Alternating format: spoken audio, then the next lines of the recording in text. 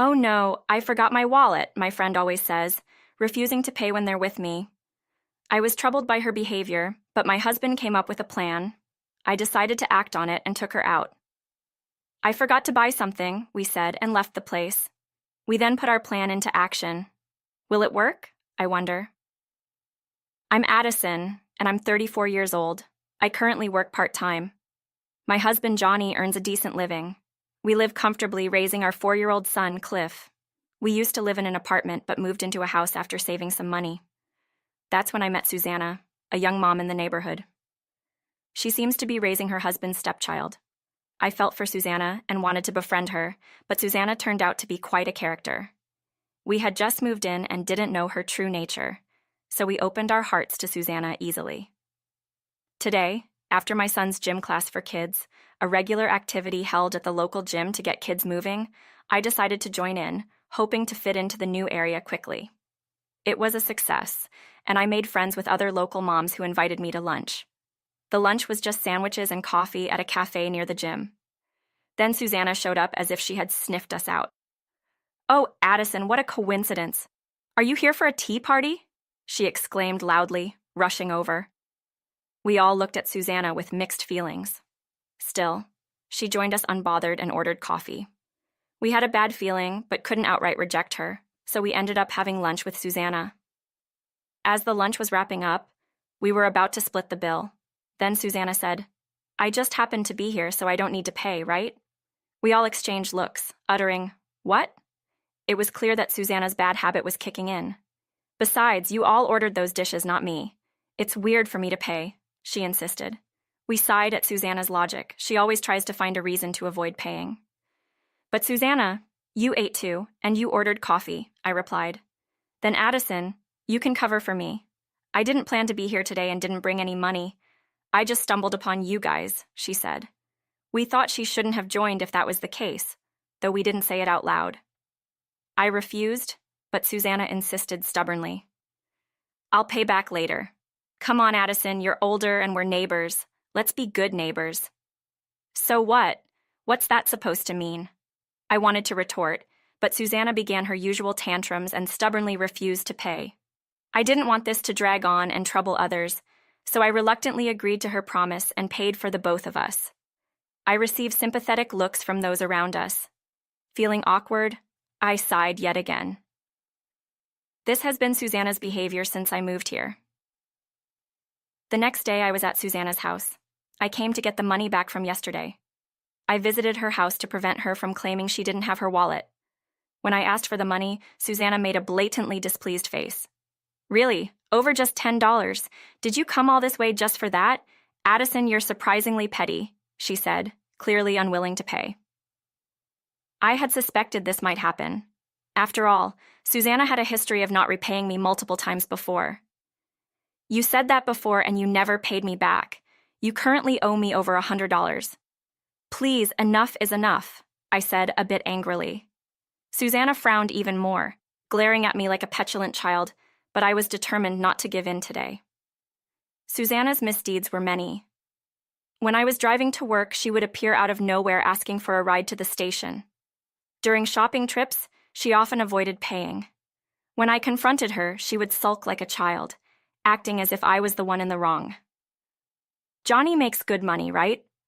But you, Addison, are so tight with money," she would say, which was incredibly frustrating.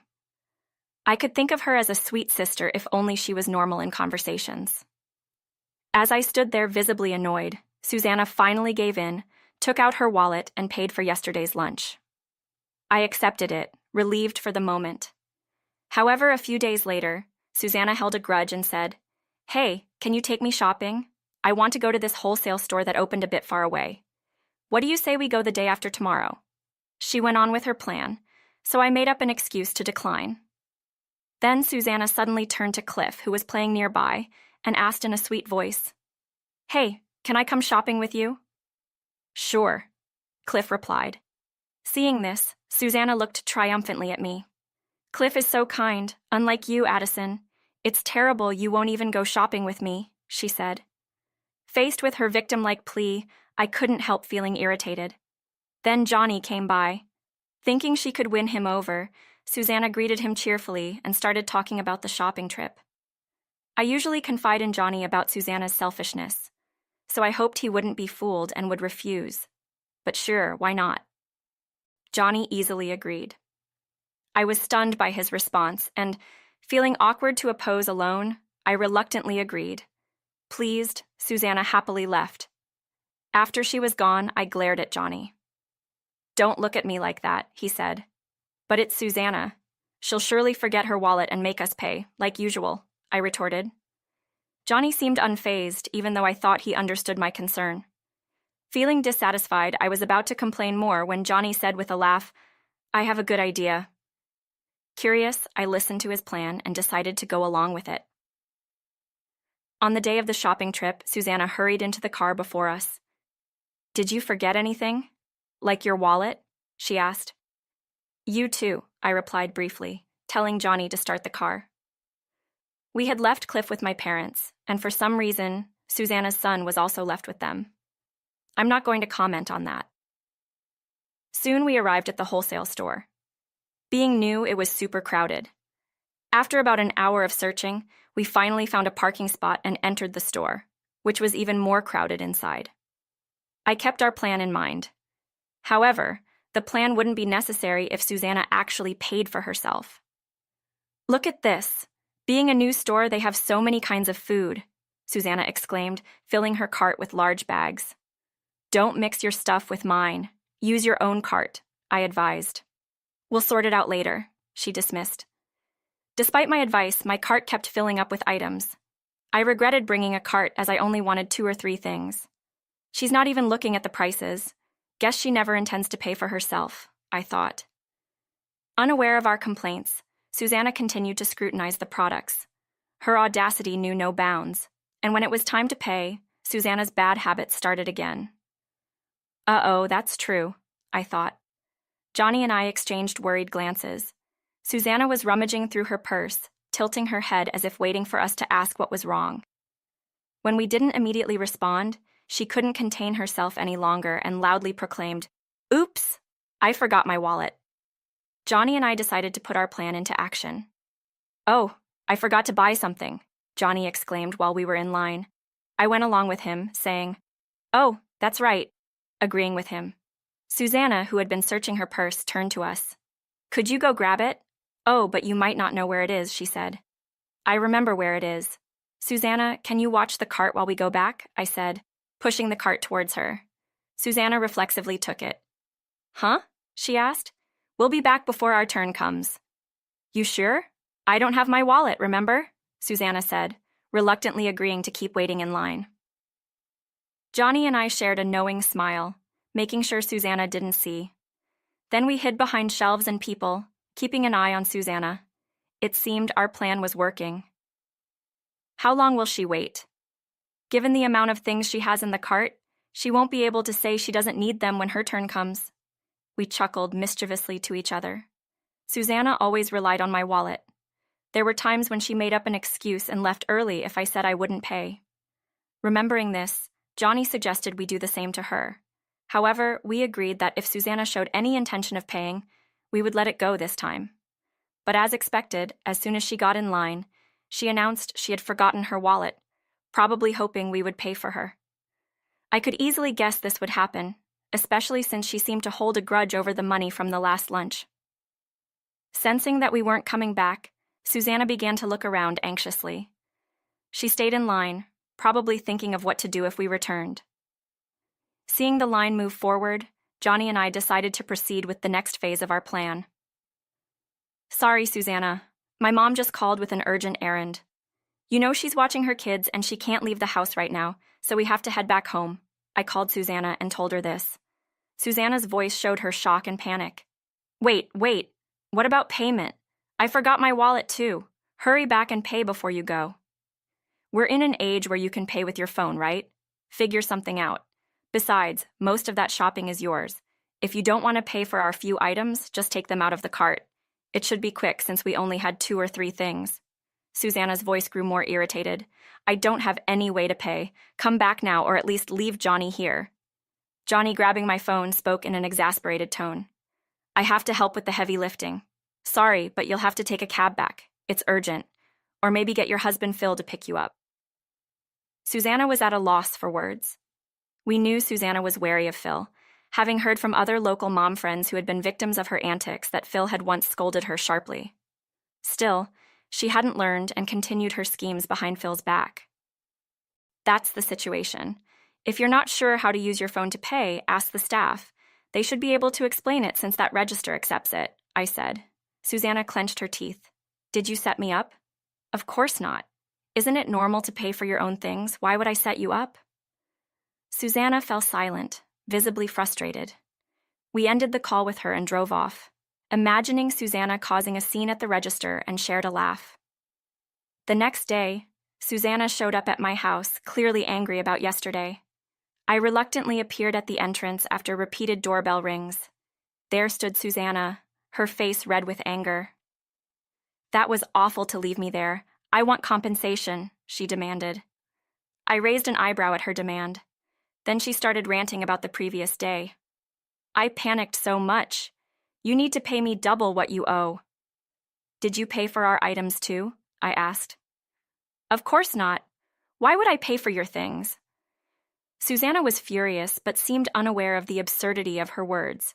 You only paid for your own shopping. Why are you so angry? I feigned ignorance. Susanna exploded.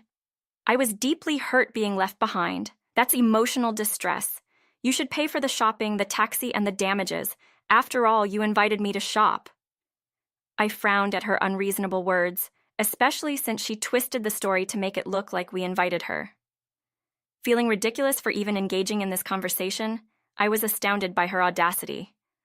Unfazed by my reaction, Susanna threatened, If you don't pay, I'll tell the neighbors how awful you are. Think about what will happen to your fancy house. Pay up if you don't want that. Faced with Susanna's unreasonable behavior, I felt it was time to reconsider our relationship. Just then, a familiar voice was heard. Hearing it, Susanna's face turned pale, and she spun around. Standing there were Johnny and Phil, chatting and walking together. What? How come? Susanna exclaimed. Oh, Johnny and Phil went fishing today. Seems like they're back, I said. I didn't know that, she yelled, but it was none of my business.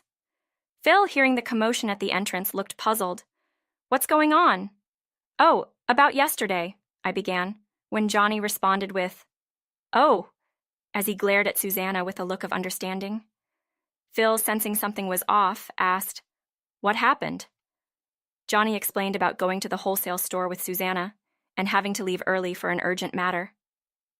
Unfortunately, we ended up not being able to buy anything, Johnny said with a laugh. That's unfortunate, Phil responded with a smile. Then he turned to Susanna. So, what about it? He asked. Susanna, losing her previous assertiveness, stammered, trying to find a response. I told Phil about what Susanna had said to me. She seemed really hurt. I'm truly sorry, but asking for compensation and shopping money is a bit much. At this, Susanna's face turned blue. What are you talking about? She shouted. It's not like that. Huh? But isn't that why you came today? Was there another reason? Caught off guard, Susanna fell silent, her frustration evident. Phil frowned, sensing something amiss. Susanna looked shocked at Phil's reaction and turned to me for help, but I had no obligation to assist her. We won't leave you behind next time. Let's go shopping together again, okay? I said with a wry smile. Susanna left hastily, pale-faced. Afterwards, Phil scolded Susanna again. This was the second time something like this happened, and so his anger was understandable. He had actually investigated Susanna's misdeeds himself. Many local mom friends came forward with complaints, fueling Phil's anger. He confronted Susanna about why she was exploiting others. Under pressure, Susanna confessed to spending household money on designer purses and other luxuries. Having squandered the living expenses, she had been mooching off us mom friends to make ends meet. Hearing this, Phil was furious. Susanna had spent a significant amount, leading to discussions of divorce. Desperate not to divorce, Susanna pleaded with Phil, but he felt betrayed and kicked her out for the sake of their child. Eventually, they got divorced.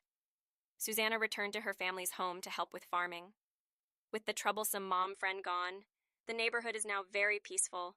We still keep in touch with Phil, though, and often lend him a hand. All right, everyone's presentations are done. Nick, the manager, said as he tried to move the discussion forward. Excuse me, I haven't. I recently found out something. Nick interrupted me and began to speak. There's apparently someone in this department who didn't graduate high school and is just a part-timer. Meetings should be for employees only. Absolutely right. His lackey, Mike, of course, agreed with Nick. I'm leaving. After leaving the meeting room, I started to shut down my computer.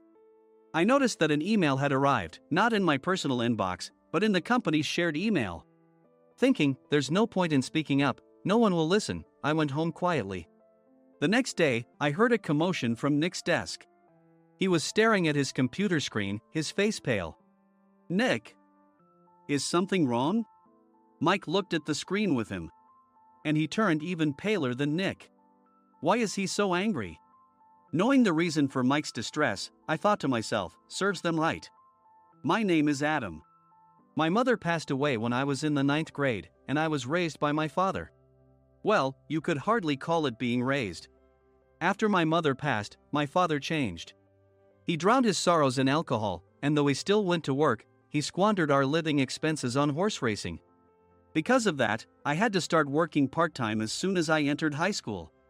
Every month, I went to the convenience store with bills in hand that couldn't be auto-deducted from my father's account. Even though I endured it because I didn't want to be alone, I reached my limit in my 2nd year of high school and dropped out. I found a live-in job at a distant inn. Thank you for everything. The day I left home, my father, still staring at the TV, spoke. Take care. That was our last conversation. Back then, 18 wasn't the age of majority, so I needed my father's permission to work, and I couldn't hide my place of employment. Yet, my father never visited me even once. I kept working just to survive, and before I knew it, I was 42.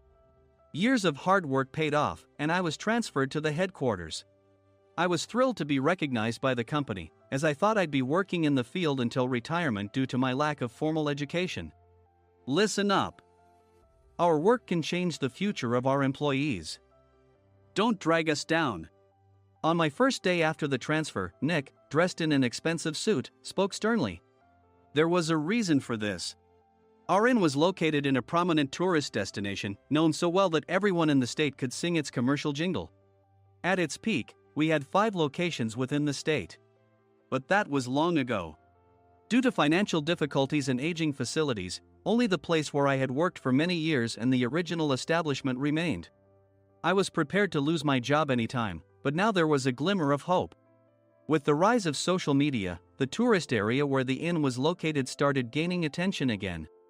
Depending on how hard the sales department, where I was transferred, worked. We could either thrive or be forced to give up this prime location to the new hotel chains continuously popping up. For Nick, who had switched careers from another industry to strengthen our sales, this was a battle he couldn't afford to lose. I understood why he had to be strict. I will do my best. Nick sneered at my enthusiastic declaration. Did you not hear what I said? I'm sorry. I thought I was listening carefully. Out of habit from years of customer service, I apologized reflexively, though I had no idea what had offended him. Someone was watching me with a smirk. In this department, there are those who are expected to excel and those who have been shoved here because they have nowhere else to go. You are the latter. It was Mike, the section chief. He's 7 years younger, at 35. But he was called to headquarters much earlier than I was and had been moving around within the headquarters ever since. I'm not jealous, but I can't accept that he's my boss. Graduating from a prestigious university, he has an unusually high pride and caused many problems as a newbie, making things very difficult for me when I was the front desk leader. When I found out Mike was transferred to the sales department a month before me, I was disheartened. Mike is right. With just a middle school diploma, there's not much you can do. Don't even think about achieving results. As if I didn't exist, Nick remarked, I'm thirsty. Mike eagerly ran to the coffee maker. It seems Mike is Nick's lackey.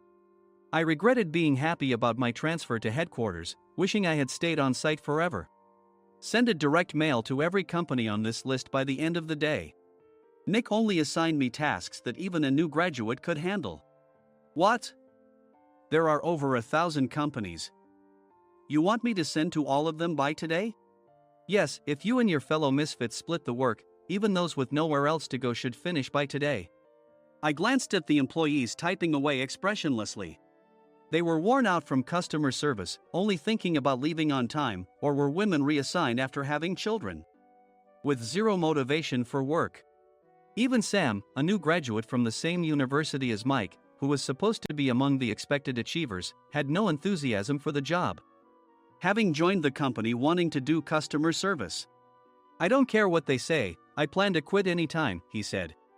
Only Nick and Mike were highly motivated, making all the decisions between the two of them. I originally only wanted to work at the inn to survive and had no particular attachment to this job. I swallowed my words, thinking I had no right to reprimand them. About a month after the transfer, Nick told us with a frustrated look. To commemorate the 50th anniversary, we've decided to create a plan exclusive for one group per day.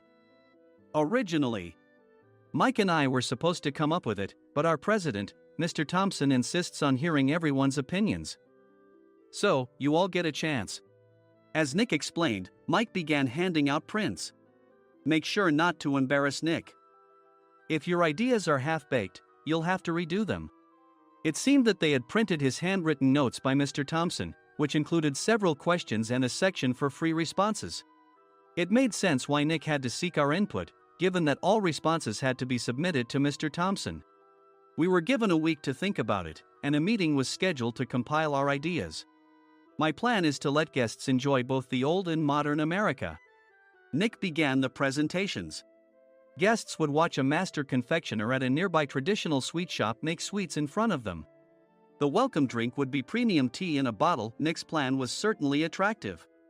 After his presentation, Nick called on us to present in the order we were seated. Just as I stood up for my turn. All right, everyone's presentations are done. Excuse me, I haven't. I recently found out something. Nick interrupted me. There's someone in this department who didn't graduate high school and is just a part-timer. He was likely talking about me. I joined the company as a part-timer and was made a full-time employee when I turned 20. That was 20 years ago, so Nick and Mike probably had no chance to know until recently. Meetings should be for employees only. Absolutely right. After that, Nick kept creating opportunities to solicit everyone's opinions, purposefully excluding me from speaking. The meeting unexpectedly heated up and went past the scheduled end time. A few people asked to leave, and the discussion continued with the remaining few. Still here? Normally, you'd leave in that situation. Though I had no attachment to the job initially, hearing kind words from customers made me want to make them happier. For someone like me, with nowhere to go, the inn was my home and customer service was my life. I felt pathetic about my current self. I'm leaving. I left the conference room and started shutting down my computer. I noticed an email had arrived, not in my personal inbox, but in the company's shared email. Thinking no one would listen to what I had to say anyway, I quietly went home. The next day, while preparing the DM as instructed, I heard a commotion from Nick's desk. In his haste to stand up, he hit his knee on the desk. He stared at his computer screen, his face pale. Nick! What's wrong? Mike, thinking he should be the first to rush over, approached Nick while still wearing his coat. He peered at the screen with Nick. And he turned even paler than Nick. Why is he so angry? Who is responsible for this company? Nick, more irritated than ever, asked, and Mike answered without checking. Probably Sam. Sam wasn't there because he was attending a morning training session for new hires. Nick gave up on getting angry and returned his gaze to the screen. They were looking at an email that arrived right after the end of the working day yesterday. Apparently, no one, including me, had checked it before leaving. The email was from a large company that used us for their annual employee trips. The president and executives of that company also frequently used our services personally. President of the company, Mr. Mason himself had declared that neither he nor his company would ever use our services again. Well, some companies cancel their employee trips or stop using our services due to financial struggles. Let's just move on. Mike kept wiping the sweat from his forehead with a handkerchief. Knowing why Mike was so agitated, I quietly watched their interaction. Do you know how much revenue we get from that company? We can find other guests to fill the rooms, but we'll lose the banquet costs, gift shop revenue, rental car fees, and more. Moreover, the gifts were supposed to be prepared by the traditional confectionery shop involved in Nick's proposed plan. If it's known that we incurred such a huge loss at this critical time, Nick's position in the company would be jeopardized. Nick took a deep breath, seemingly trying to calm himself. All right, Mike. Go to New York right now and apologize to Mr. Mason. What? You're coming with me, right? I have urgent work to do. I trust you, which is why I'm entrusting this to you. Please. Mike, believing Nick's sincerity, agreed with a determined look on his face, saying, yes. That's Nick for you. Even if Mike went to apologize, Nick would shift all the blame onto him if the client didn't change their mind. Well, it was Mike's fault to begin with, so it served him right. About 3 hours later, Sam answered a call from somewhere and repeatedly apologized, saying, I'm very sorry. Everyone watched to see what was happening. After ending the call, he informed Nick with a weary tone. When Mike arrived at the client's company, he only made things worse, further infuriating Mr. Mason. He was demanding, get his boss here immediately. It was no wonder Sam was exhausted, dealing with such a call right after returning from training. What is that idiot doing? All right, Adam, you're coming with me. If sacrificing Mike didn't work, then I must be next. Normally, I'd want to refuse at all costs, but I saw an opportunity in this situation. If I can be of assistance, I'd be happy to join you. I immediately followed Nick, and we flew to New York. When we introduced ourselves at the reception, it became clear how serious the situation was, as the receptionist personally escorted us to the president's office. Angry voices leaked through the door, making both Nick and me uneasy. Excuse me. I'm Nick, the supervisor. I understand my subordinate has caused you trouble, and I deeply apologize.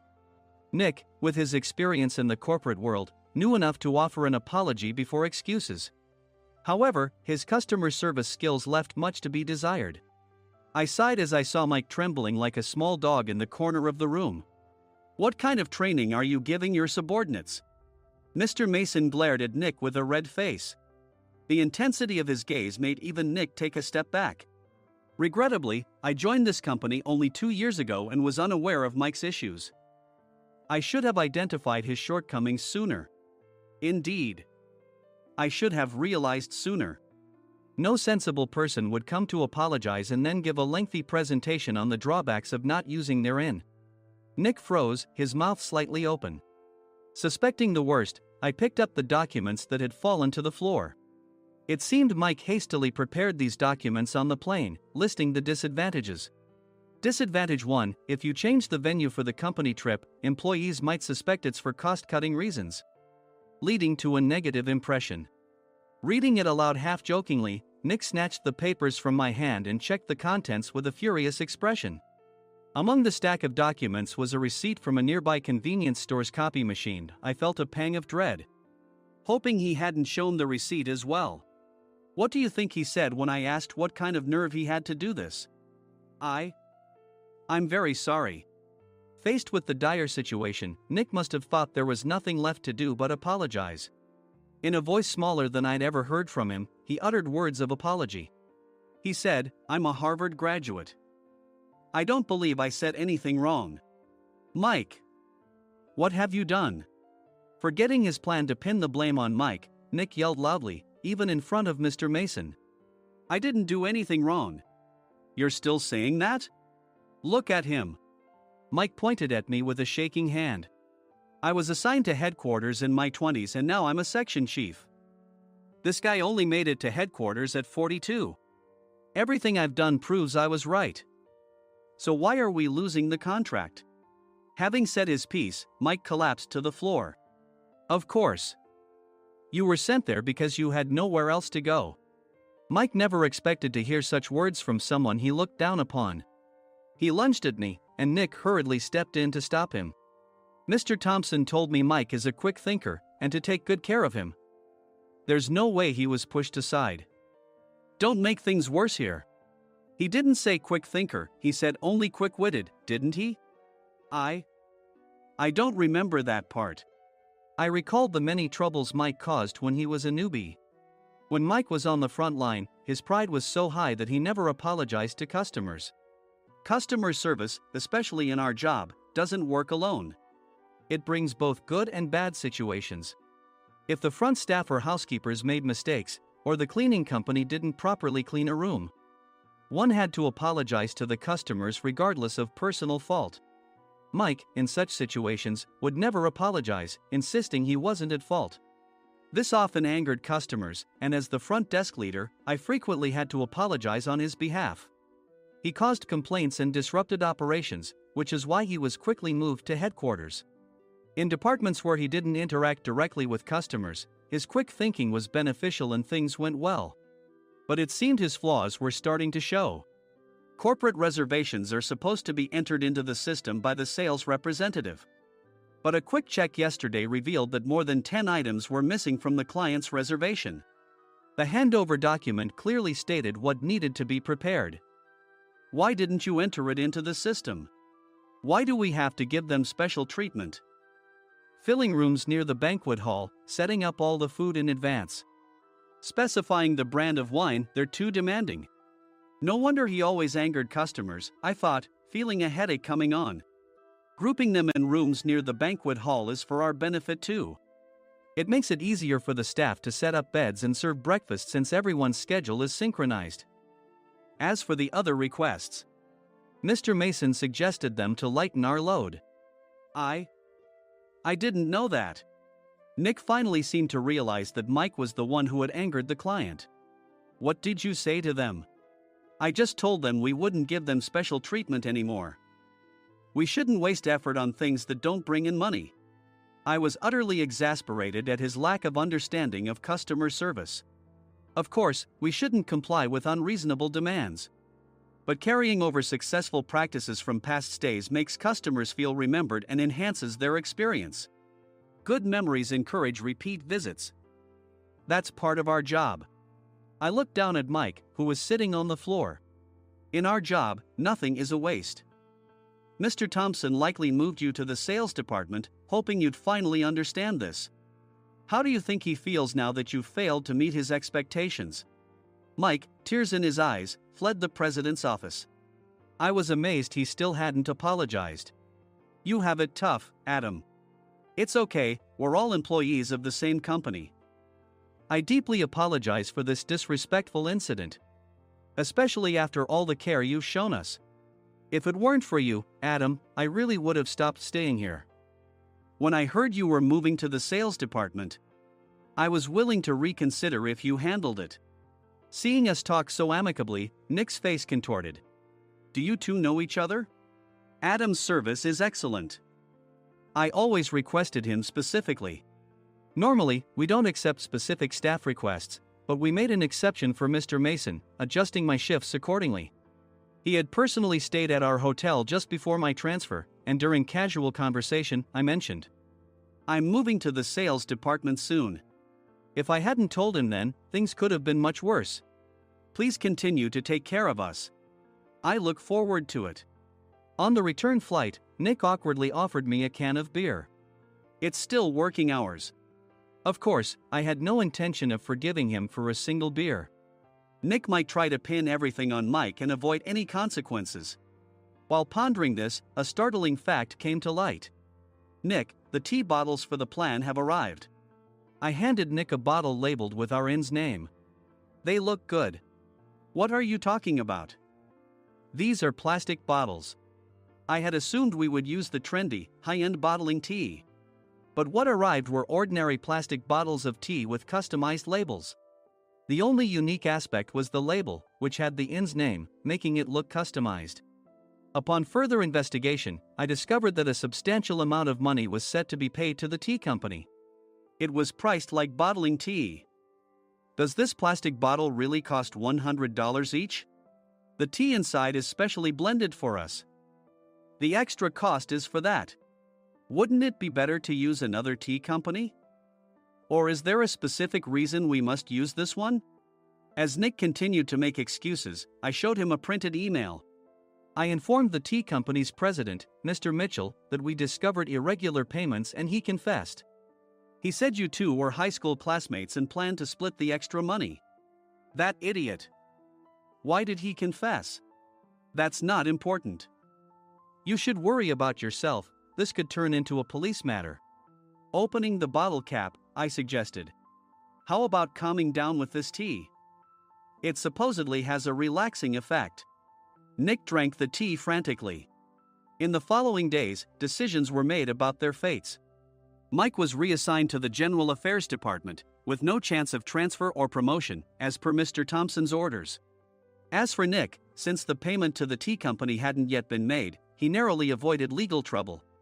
Instead, he was encouraged to leave the company, and to avoid further complications, Nick submitted his resignation. Rumor has it that connections between HR departments have made it difficult for him to find new employment.